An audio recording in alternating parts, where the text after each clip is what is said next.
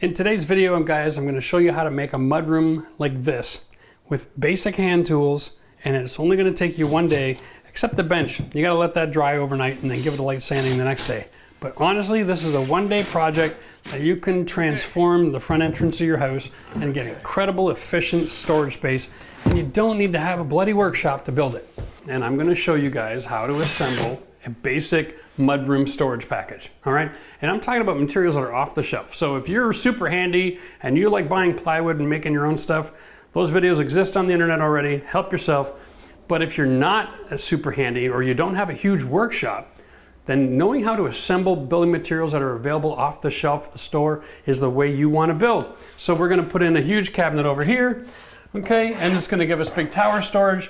And then we're going to add a 36-inch bench. And then we're going to put up beadboard, all right? We're going to have a 1x4 rail here with hooks on it. And then we're going to have a little bit more beadboard. And then we're going to put in another cabinet with doors, okay? This will be open storage. This one's going to have doors. We're going to just whip this together real quick. It's only going to take about an hour and a half to 2 hours if you organize and you got all the tools in ahead of time. So this is a great DIY project. Guys, if you want to make your wife happy and you want to put a mudroom together, following a system like this makes it a half-day project. You can still chill out and watch football on Sunday. That's the way to spend a weekend. Let's just dive right into this. So now that we got our design, we got to get our cabinets in place, right? First thing you want to do is take off the doors, because that is most of the weight in these cabinets. This particular design does not have a quick release, so you just got to back out the set screw and they slide right out. Most of the time, these boxes are going to come with a little bit of damage, like this one here in the bottom corner. Because of what I'm doing, I want to have one unit set on top with doors and one unit used as like a bench base. So I'm going to put the damaged one as on the bench. So I'm taking these doors off all together.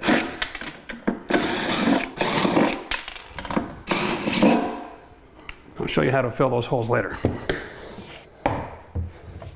Okay. Now that we got our cabinet set, it's time to get to the wall and cut out the baseboard and remove that from the area that we're installing the cabinets. Make life simple. I have a 36-inch and an 18-inch base, which gives me to 54, all right? What I want to do is just take a look at this, because I've got a plug on the wall. Got to design these things with this kind of functionality in mind. The cabinets come varying sizes, so buy what you need to get. I have a rule. If I have to have access to the plug, it's either built into the cabinet, right? Which is going to be really tricky and waste a lot of time. I have more than enough space, or I need to have at least 4 inches of space on the other side of that cabinet, just for the purpose of cleaning. You've got to be able to get a vacuum in there or whatever once in a while. All right, so we're going to go with 54 inches, 1 inch off the corner, and we're going to build this way, okay? I'm going to mark 54. What I'm going to do is I'm going to cut the baseboard out of the way. And the reason I'm doing that is because I want to build something on the front here for structure, so when you sit on it, it feels nice and solid. I'm going to screw it to the wall, but I'm going to use a 2x6 on the front, okay? And so because I have a bit of a slope in the old farmhouse here, I'm going to attach the 2x6 to the cabinet, set it in place, level it, and then screw it to the wall, so everything is structurally sound. So this is a 6-inch baseboard. A 2x6 is only 5.5 actual inches, so it's in the way, and so I'm just going to get rid of it. All right, now we got my line. It's time for the fine.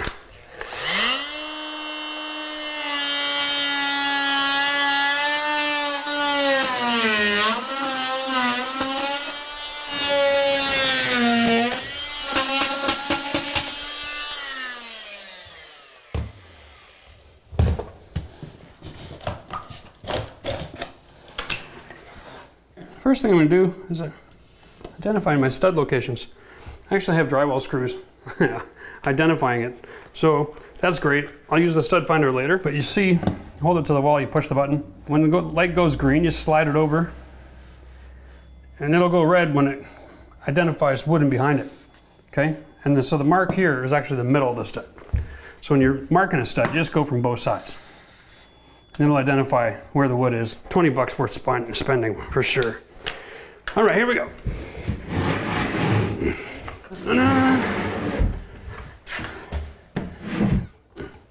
We're just gonna do some shimming here. Get that nice and tight to the wall. See if we're anywhere near level. Figures. Welcome to farmhouses, eh? So I got a shim on 3 sides. That's not bad. All right. What I'm gonna do is I'm gonna do my mounting screw just underneath the shelf at the back. We're gonna use the screw with the big flat head on it. Okay, that'll hold it in place. And I'm using 2.5-inch screw because I've got the material of the cabinet, material of the drywall, okay? And then I want to have a nice good chunk of thread in there, but I don't want it any more than 1.5 inches. And I'm only going to be 1.25 inches in the wall. The reason for that is, building code for electrical, you have to have your holes 1.5 inches from the front of the stud. Okay, so I know I'm not going to go through wire. Which is good. Always make sure you buy the right length screw. It's not time to get creative. Just for you to understand the design process, that baseboard, I'm actually going to duplicate that trim. And I'm going to bring it all the way across the front and up and across as well. So it's going to look all just really pretty when we're done. Now, I want to add the structure to make this simple. I'm going to do this over here so that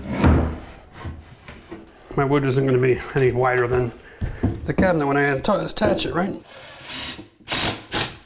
Okay, we're just gonna go for flush here. Beautiful. All right.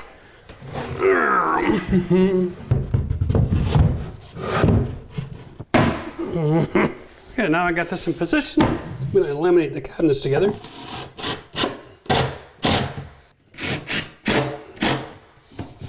It solves 2 of my whole problems. When I go to the store, I can buy little plastic white caps that fit inside the head of that screw. So I'm just going to put 4 screws in. Not for structure support, because it's easy for me to dress that up later, make it pretty.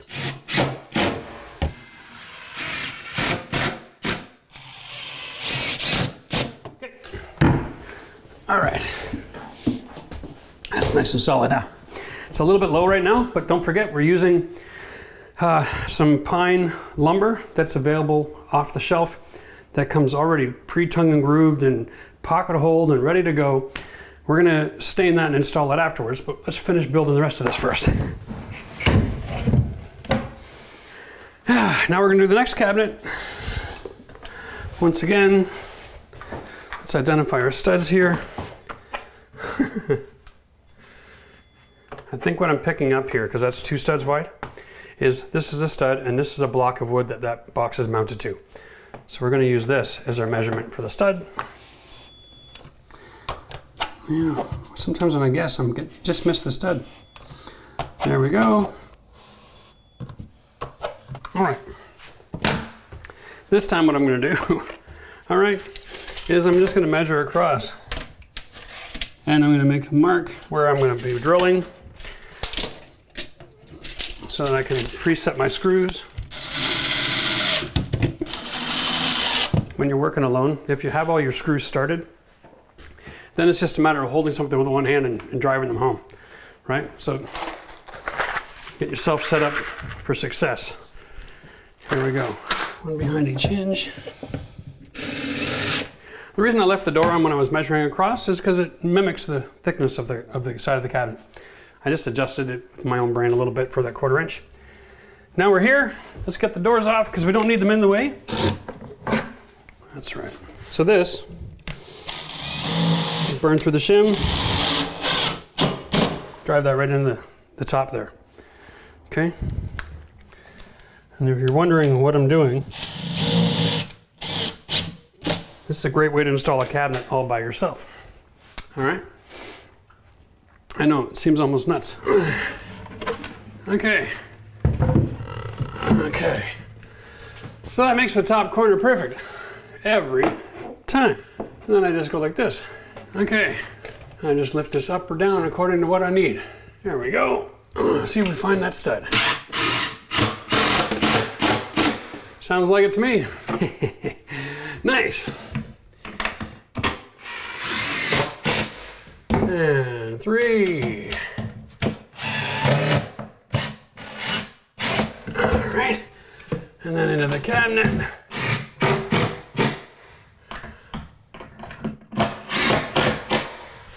Here we are.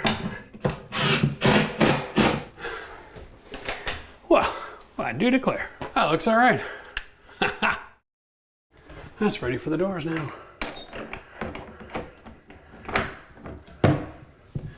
I do declare.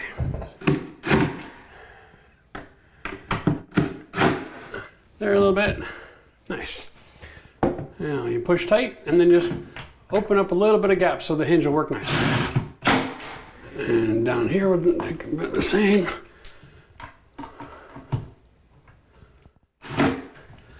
And well, look at that. Pretty much perfect the first time. You can see this taking place pretty quick, right? We have a couple of other issues we got to address here. One of them is I need my screwdriver. Now we're going to take our electrical off here. We're going to pull it out and level it off, okay? And make sure that all of our screws are covered. The idea here is I can install my beadboard over top of this hole, and then these little tabs can be over top of the beadboard and hold everything nice and tight. Perfect. Ba-dum-bum. I do declare. Alrighty, that's done, that's done. Now what I'm gonna do, because these beadboard product that I have, I'll show you in a second, it's 7-inch wide. I'm gonna start from inside corner and I'm gonna leave about a 1/2 inch, okay? And I'm gonna install a piece of cord around there when I'm all done. Here's why. I wanna get that 7, 21, 28, 35 inches, plus a 1/2 if I leave a gap. And that takes me all the way over to just here, which is perfect, okay? I don't want to have it just the same dimension as this, and I'm not going to rip a piece down for it.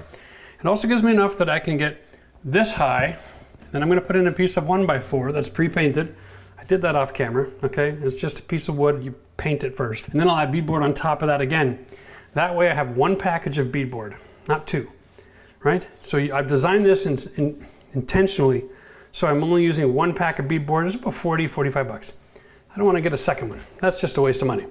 All right, this is gonna work out just perfect. Okay, now I've got to go and cut on my beadboard, and then I'll be right back. We'll install it. This is a little on the thin side, eh? That's pretty cool. Well, so just for reference, I put the 2x6 here because when I did the math on this packaging, yeah, you guessed it. This comes to here, right? That's my 48. What I did is this beadboard comes in 8-foot lengths, so I cut it all in half. Gives me one extra piece, and I can cut the extra piece to go across the top to fill the gap. But this is the piece of wood that I'm going to be mounting. I'm going to mount that into the stud marks, right? And then I want to have this on here as well. I don't want to put it up at the top where you can't get a coat over the top to hook it on. That wouldn't make any sense, right? So I'm thinking maybe now give myself like that would work out well. So, you know, if you wanted, you could buy a second package of this stuff and you could cut every piece the right height, but you're only gonna get one piece out of every 8-foot board. This way I can take my offcut, stick it on top, and then install that 1x4 over the gap right where I want to put it. And that gives me a really nice look. So we'll put this aside for now. It's tongue and groove. It's a very small tongue and groove. It's MDF, but I don't need it to be very durable. I'm going to put one coat of finished paint on it, and the paint is going to make it durable. I'm going to use a semi-gloss. So what I'm going to do is, instead of trying to apply this to the wall, it'll make one heck of a mess. I'm going to keep control of my work environment and just snake this stuff on. Okay. I'm just going to make a bit of a mess there. That's fine. Tongue and groove, and we're going to start about a 1/2 inch off, like I said.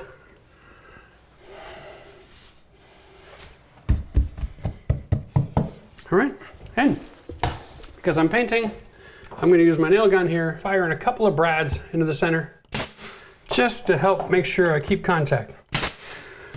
Making that pin go in the depth of the groove, just a little bit of caulking, 3 wipes, done. Piece of cake. We'll just do this for each one of these boards. Okay, all I gotta do is put these back on, and this is ready for paint. I'm gonna go cut the little pieces for the top. All right, fill those in. Stick a bunch of little 4-inch pieces up here, okay? Here we go. We got our pre-painted piece of wood here. Well, I'm not a big fan of that gap. I'm freehanding it over there on the saw. Okay,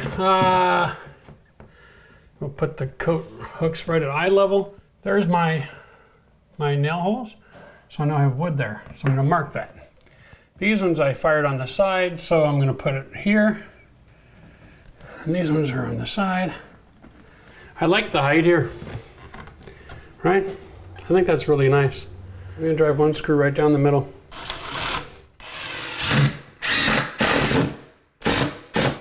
And I'm gonna bury the whole thing. And the reason I'm gonna bury the whole thing like that is because I'm gonna need filler.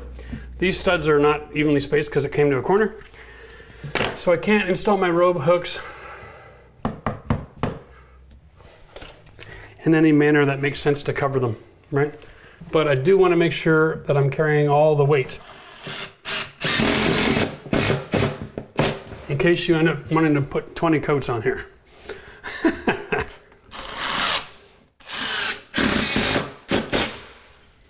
Okay, well, let's get this ready to paint. I'm going to just do touch-ups, caulking, and then I'll trim out the side and after I put the bench on. But I want to get this caulking to start drying right now. Here we go.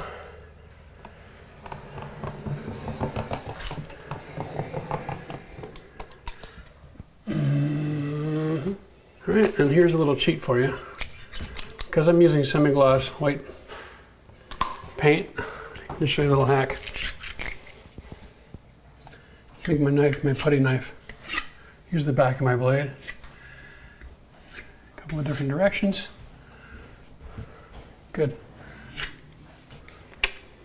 Perfect every time.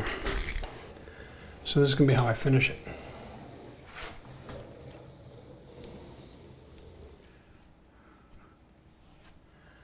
Okay.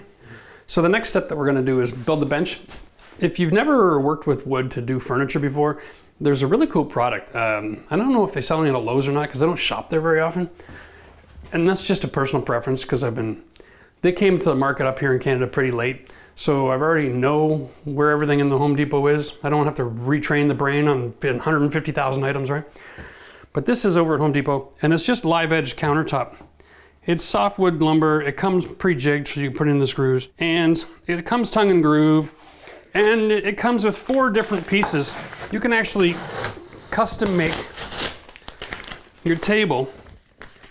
They sell metal legs, right? So you can do your own table project, coffee tables, dining room tables, and you just glue and screw these things together and then put a finish on. And you can go with live edge or you can go with square edge. Absolutely brilliant. So if you're looking for a project for yourself, there's really not a whole lot to it other than putting on a finish. Well, this is even on the underside, doesn't even matter. But it's gonna glue it, screw it together, get that to set up, and then in about an hour, we'll come back and cut it to fit. And then we're gonna add a stain and we're gonna put a finish polyurethane coat on it. And then we'll attach it in place, and then we're pretty much finished. There you go, there's the piece. It's tongue and groove. Nice and easy, right? Okay. Now, obviously I don't need the whole 6 feet, but I need more than 36 inches. So I had to buy 2 pieces. A little maddening. If I wanted to perfectly flush out the end of that bench, which is actually 36 inches, I could have cut one piece in half. But even just cutting it in half, my saw blade makes each piece less than 36. So I was gonna end up looking stupid. I decided to go 2. There's no corners to cut here. On this one, I'm gonna have some waste, and that's not gonna be the end of the world. So I'm going to run a bead of glue down the flat sides here. All right, and I only need 36 inches. That's fine. And then I'm gonna put one in the groove on the other side. Nice thick bead here. It is a lot easier to use more and then wipe off the excess. All right, there we go. Now, just to make sure that we get good contact, I'm going to brush the glue in, okay? You can use your finger if you want to. I'm not a big fan of having glue all over my fingers, all right? Now, there's not a lot to this, it's kind of funny. We're just gonna line these up, the tongue and groove together, instant bench, right? And then we're gonna screw it together. I'm using 2.5 screws, and you just slide it in that pocket hole in here and have at it. Softwood lumber doesn't need to be pre-drilled, okay? Here's the gap, and you'll see it pull tight. There we go, end the discussion. All right, now we'll just let this set up and we'll come back. Now anybody can make their own furniture. Great little system. You can see that we have a little bit of glue squeezing out here. Nothing wrong with that. Just gonna take a wet rag and wipe that out. I don't want to spend too much time sanding this thing. Okay. There we go. All right, Bob's your uncle. We're gonna just let that set up. We'll come back and then we'll do the refinishing. All right, so we got 6 feet of counter, sorry, we got 6 feet of bench. So we're gonna cut down. So a couple of things to consider here. One, we're going to want to go flush up against the beadboard. Now that says 1.5 inches. That's nice. This is actually 2 inch thick. My bad. I had it in my head it was 1.5 inch stock lumber, so now I have a bit of an issue. I'm gonna have to scribe the back and then have it return to the wall here. Okay, so I'm gonna have a little bit of a detailed cut there to slide it in. I also want an overhang on the front of about 3 inches. So that's a 12-inch cabinet, and this is like, what, 15 to the edge. So that's what I have, piece of cake. But what I do have to do is I gotta rip off the extra tongue. This would be the front. I don't want to have that side showing because that's the groove. Now it looks stupid. So we're gonna rip the front and I gotta cut the side down. So I gotta make a decision. If I'm gonna be overhanging here 3 inches, I should be overhanging on this side as well. I don't have to go 3 inches, but when you're building things, the last thing you want to do is try to line up perfect angles. You don't want to have the wood finish right on that corner. Because if it's really close, or if it's a little short, or if it's a little long, it looks stupid. So you got to make it intentional. You're either going to go a full quarter short, okay, or you're going to go a full 1/2 inch, maybe 1 inch wide, on purpose. All right. A lot of that is just so that when you're finishing, you have clean lines. I don't want to have a joint right on the corner because then I got to fix it. I got to have a shadow, and that's hard to fix. So let's get rid of the shadow. We'll go long on purpose. So we'll go long, we'll go wide, we'll trim the edge. Let's just get a measurement. We'll assume that corner is 90 degrees. If it's not, that's okay. We can fix that with a clear silicone. I'm gonna go to 38. That might even be a little long. Go 37.5, okay? 37.5 inches.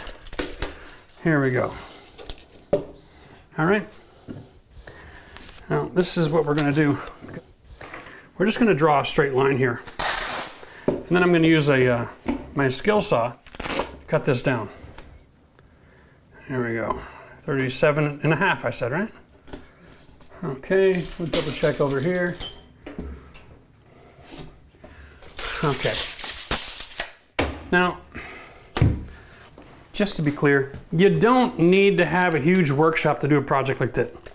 I'm gonna do all of my cutting and everything right here, standing here. Okay, I'll show you all my tips and tricks for doing it. And if you plan properly, and you create and build something that doesn't need to have a level of precision, you know, that's necessary for re-entry into orbit, you can do it with hand tools on the spot. I'm just taking a scrap piece of wood here. I'm gonna draw a straight edge. That's my cut line.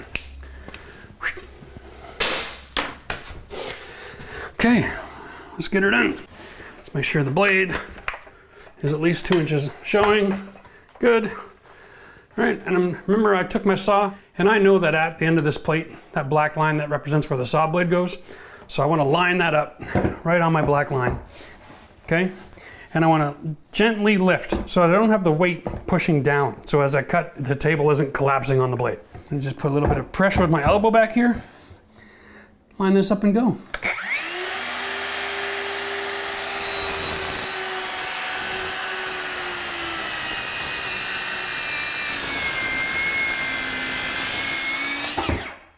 Done. All right, countertop. Not that tricky.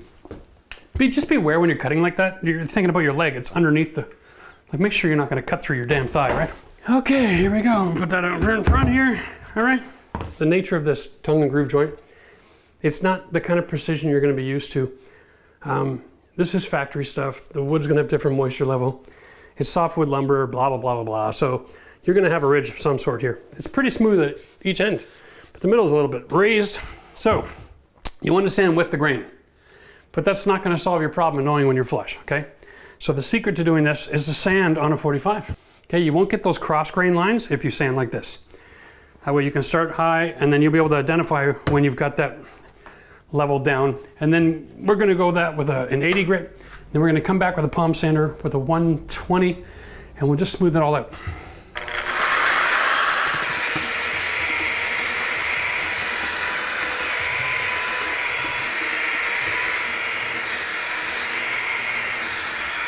Yo!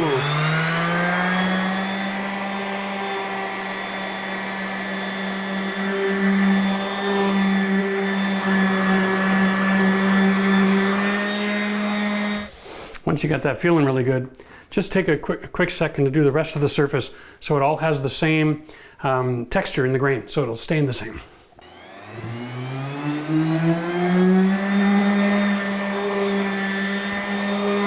Here we go. Now we got to cut the tongue. I'm going to use the same philosophy. I'm going to cut it freehand.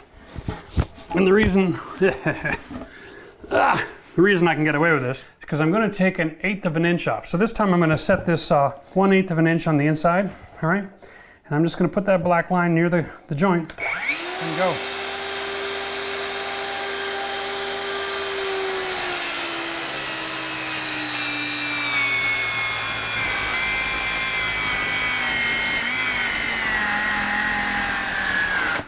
And the battery died.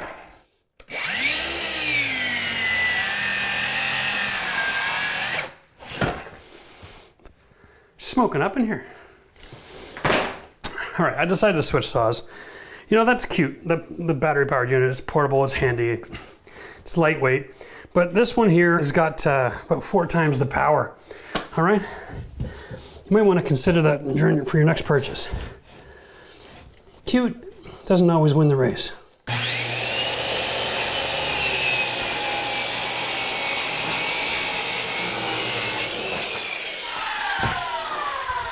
There's absolutely no competition there. I gotta just clean this up a little bit.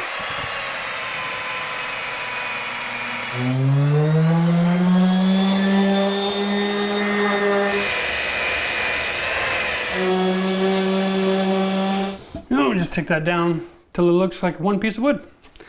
All right, now we got a scribe. All right, I'm just gonna take some masking tape here.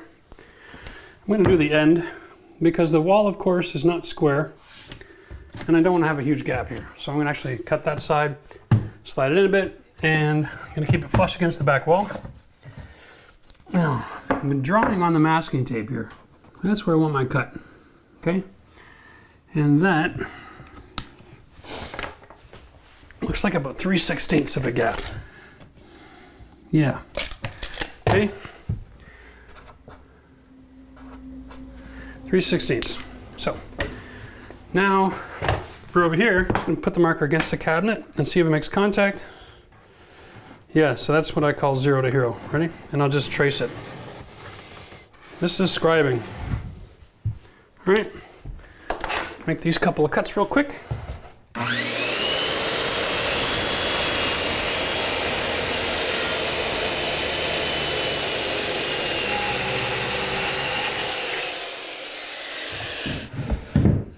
There we go. That's much better. This is going to be tricky. Now, I want to come in 3/16 of an inch, right? But I also have a round blade, and where it cuts is on the bottom side of the, when I get to the depth I want on the top, I'm not on the bottom. So we've got to get a little creative here. Set my blade, and then once I get it going, I want to use the table to rock it until the teeth are lined up with the wood, okay? And then I'm going to start cutting at the bottom first, and then bring it up through the top, just so we finish where we want to finish. All right.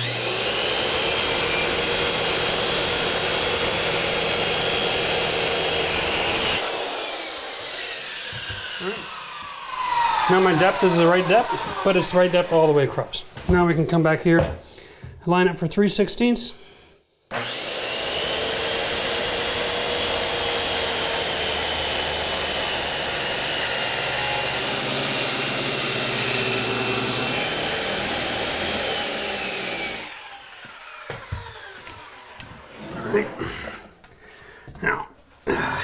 Now we flip it over, and we're going to finish this cut from the back side, making sure that we don't have our saw blade extend through the top.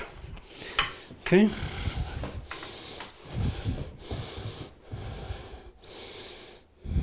Three 3/16.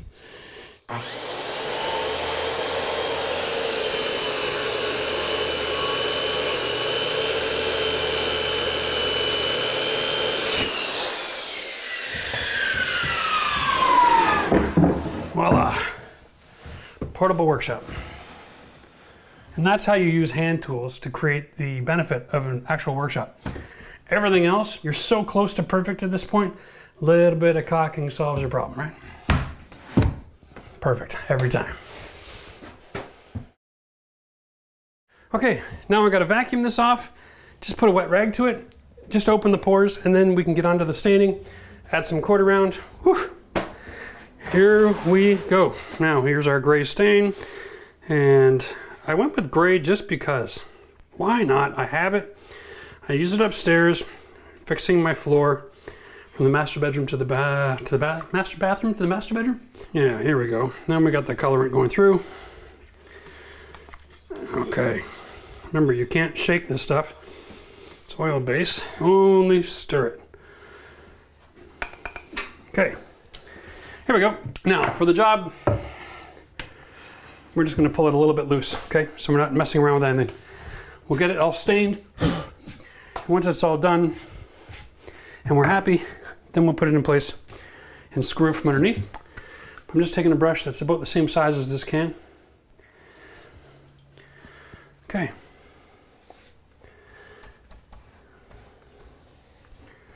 I'm not looking for anything dark or anything like that. I just don't want to have the color of wood. And because I'm not going to be too picky about how it turns out, I already know it's going to be great. All right, I told you this was going to be quick, right? Remember, one of the reasons you can do things quick is if you do it in the right order. Anything that requires drying time, do as fast as possible in the whole process. Because while that's drying and setting up, I'm going to put the cabinet door hardware on. You take a piece of masking tape roughly in the middle, That's what we're looking at. Okay. So my detail is actually 2.5. So in order to get the middle, I'm just going to measure over 1.25 inches and measure up 1.25 inches. There we go. I've got my marks. I'm just going to drill 4 holes, put the door handle on. A 3/16 hole, make sure there's nothing in the cabinet. You don't want to be drilling into something in inventory here. There we go. If you drill through the face, you'll always protect the face of the cabinet from damage.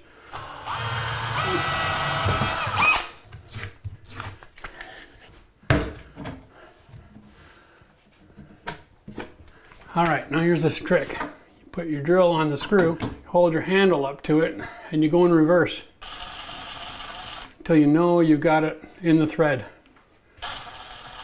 I'm good. Last thing you want to do is cross thread the handle with the screw. That is a disaster. You gotta start really slow. Good. What I'm listening for there is a little click when I'm in reverse. A little soft goes click, click, click. I know I'm lined up nice. All right. There we go. I am not left-handed, but that's okay.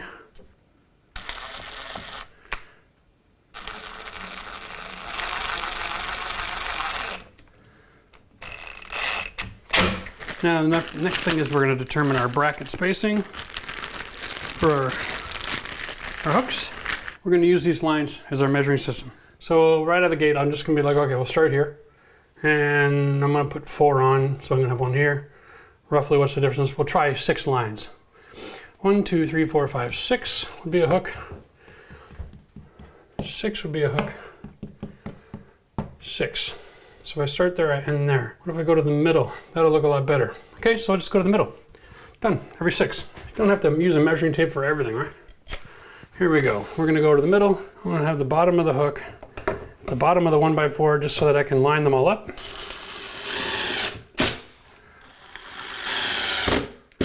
Again, we're screwing into softwood lumber, so we don't have to pre-drill, right?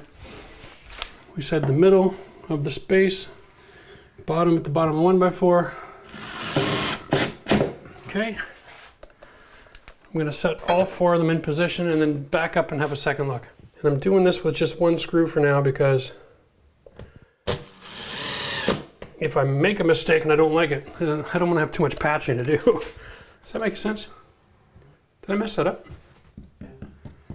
Shoot.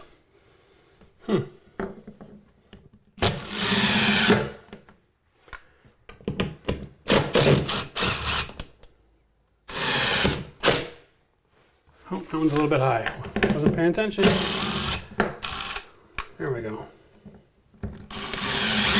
Okay, ta-da! Love it.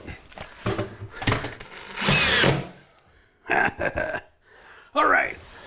Okay, now, when we screw this together, we're gonna just make sure it's back and over. I'm gonna put a couple screws on the front, about 1.5 inches back, and we're gonna put 4 across the back of the cabinet because what I'm protecting against is if weight goes here, I don't want it lifting on the backside, right? Here we go.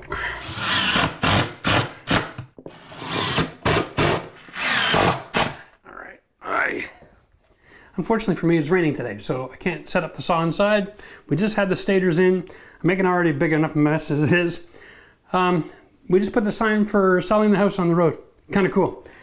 So I'm gonna wait till tomorrow to cut my baseboards so I can set the saw up outside. And then we're gonna go from there, okay? That'll give this time to dry, and then we'll put the finish coat of this on tomorrow. Now, if you're doing a project like this at your house on a Saturday, you're done, right? It's just after lunch. This only took a couple of hours. Sunday rolls around and you can put the finish coat on the bench, okay? Or you can set this up outside if you have a garage and do the finish coat outside and let it air so you don't have the VOCs in here from the oil finish. And then once the oil's done, you can bring it in and screw it on. And then we're finished. This project's gonna come to the end real quick. I'm gonna show you a couple tricks in this video in just a second about doing the baseboard and how to finish up on the back there to the existing trim.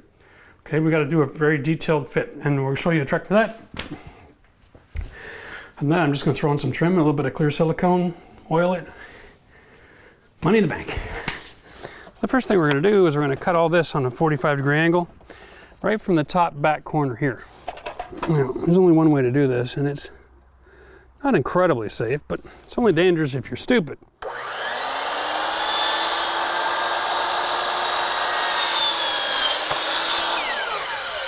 There we go. All right. Now,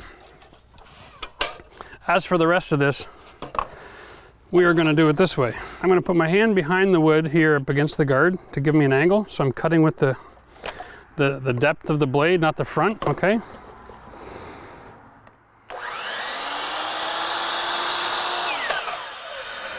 Sorry. And I'm going to set my angle on 1 degree so it guarantees to fit snug.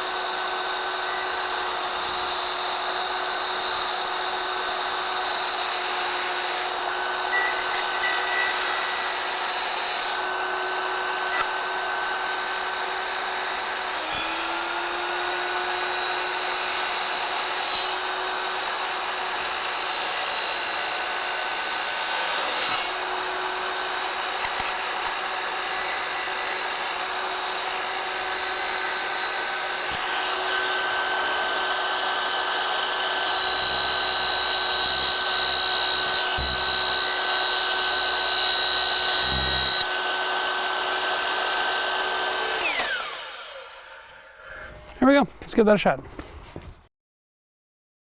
Brilliant. All right, so here we go. Finish trim, quick things. I stole this one. This is the cutout from the back, right? It's already got the bottom trim on it. Did an inside 45 corner over here because I'm going to bring just the 45 or just the shoe mold piece up. All right, and I've got the outside miter coin on this one. Of course, it's solid wood behind it, so I'm just going to pick a couple of really ideal locations for the nails here. Right inside the groove of that trim. Always looks nice when you're finished. And I'm going to do something up here to make sure that it's not going to be moving over time. The leveling shims we're going to cut off with our multi-tool.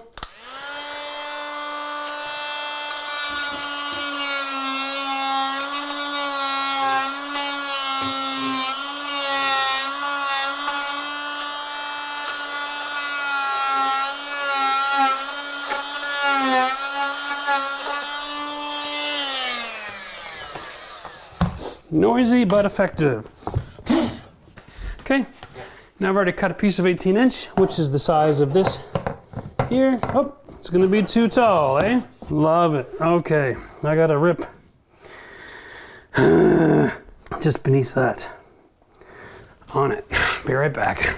I cheated. I wasn't gonna pull out a table saw for that, so I just cut in from both sides with my 12-inch chop saw blade. Now I'm gonna just score the balance of this here with my knife. Front and back side. I mean, it's softwood lumber after all, right? A little bit of luck here. There we go.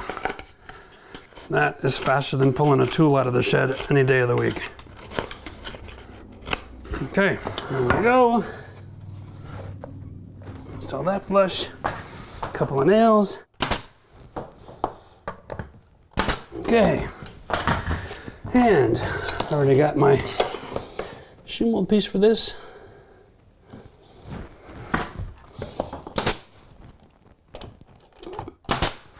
So now I need 2 more pieces of trim for down here, a couple pieces of quarter round, just some caulking, and then we're going to take care of the finishing off the bench.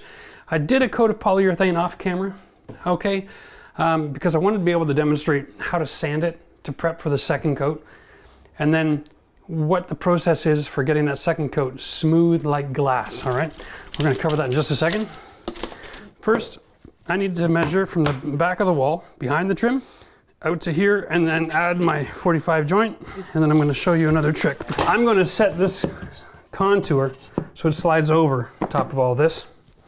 Okay, let me just get my mark. And we can do this just like that. I got a knife score, okay? So I know my 45 comes from the backside.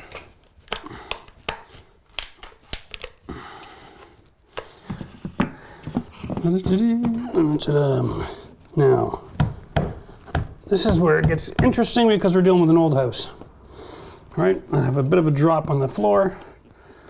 That is absolutely fine.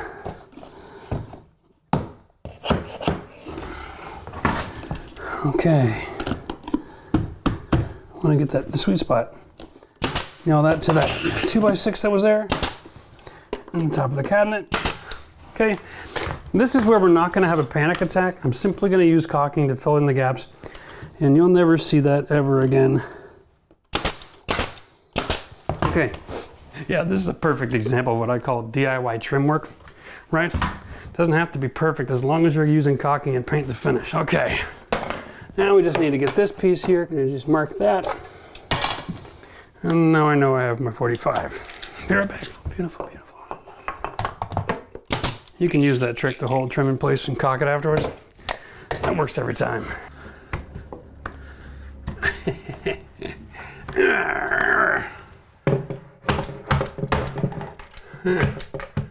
Throwing a nail, but I don't think it needs it, eh?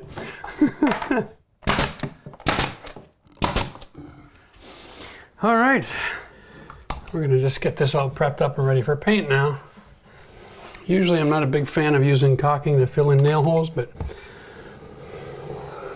in this situation, because it's a mudroom and it's not a formal room in the house, I think you can probably get away with it. Just make sure it's a nice smooth patch. Don't gouge it out when you're using your finger. So I'm just going to finish off the caulking in a minute, but let's just talk about this first, and then we'll bust out into the final shot of this project, okay? Here's the deal. You might be wondering why I'm wearing a sweater. I'm actually filming the fire table rebuild with soapstone. And it's cold today, so I'm kind of doing back and forth in between epoxy shots, okay? That's the deal. We are trying to be efficient to make as much content as possible for you guys. I'm freezing. Here we got steel wool, guys. This is what we're gonna sand with, okay? Whenever you're working with an oil product as a finish, steel wool is an ideal solution, okay? If you were using a water-based, you don't wanna use this because the filaments that get left behind go rusty. But with oil, it works great. You'll see on this chart here, there's all kinds of different grades, all right?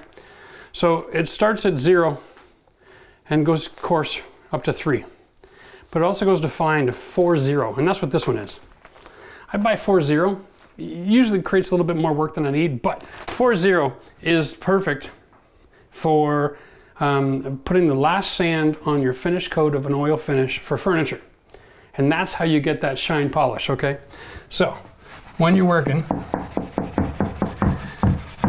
you just give it a rub. Oh my goodness, it's so amazing how fast that works. Loving it. Just make sure you go with the grain. All right. You can't see the difference this makes, but you sure can feel it. One of these days I'll have to invent touch-o-vision. Okay, that's nice. Okay, and then I'm gonna just go ahead and put a second coat on. And if I think it needs it, I'll do a third coat, right? There's no rush here. Because the goal here is perfection, not just get it done. And to put another coat on and let it dry when you go to sleep is nothing. You can do that tomorrow after the football game, or you can do it the week after. It doesn't matter, right? There you go. Just keep that handy. And every time you do a coat, give it a good rub. All right, well, finally my house is done, right? I got it staged, I got everything built, ready to roll. Putting it on the market in just a couple of days. Listen, if you enjoyed this video, give it a thumbs up. Don't forget to subscribe to our channel because we are moving into our next property. That's right, we're moving into the church. We're gonna do a bunch of videos inside our new studio. All right, so you're gonna wanna be around for that ride. Hit the comment section up and let us know all the kind of videos that you need to see, whether it's soundproofing or different installations or shower videos. I don't care. I've got 2,000 square feet of studio and we're ready to go and making what you wanna see. So let us know. You can check out this video right here because we just replaced the fire table with brand new soapstone. I told you we were gonna get soapstone videos in this channel and we did it. We did it on the fire pit. It's amazing. We'll see you soon.